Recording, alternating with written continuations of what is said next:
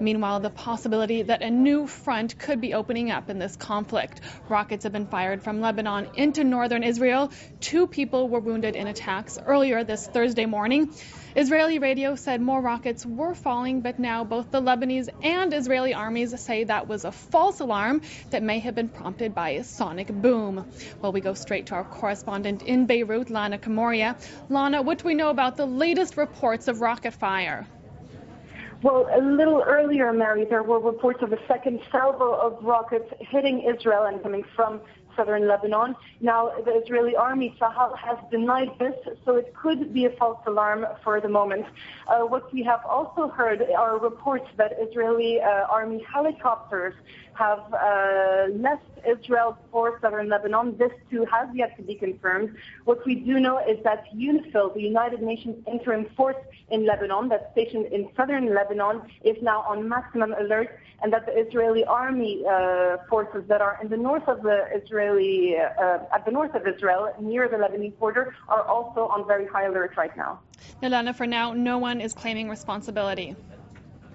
No, initially all eyes were on Hezbollah simply because it's Israel's arch enemy, the Lebanese Party of God, and because they're very powerful in the south of Lebanon. It's really their stronghold, and also because in the past few days, Hezbollah and Israel have been exchanging pretty strong words of warning. You know, Hezbollah has been a vocal supporter of Hamas in the Gaza Strip, but now Hezbollah has come out and officially denied that it had anything to do with the rockets that were launched this morning, and Tzahal, the Israeli army, a few hours earlier said that it was actually Palestinian groups that were behind it.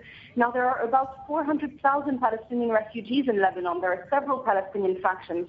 And this morning, some Palestinian websites pointed a finger to a group called the PFLP-GC, that's the Popular Front for the Liberation of Palestine General Command. It's an offshoot of the PFLP that operates in Palestine. It broke off in the 70s, and it's present here in Lebanon under the leadership of a man called Ahmed Jibril. It's still speculation without confirmation. No one has really claimed the attack.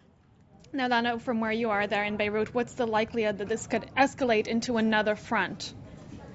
It's hard to tell right now, and it really depends on whether fire continues to be exchanged throughout today. So we're waiting to see what happens in the coming hours, whether the second salvo of rockets is indeed confirmed or not.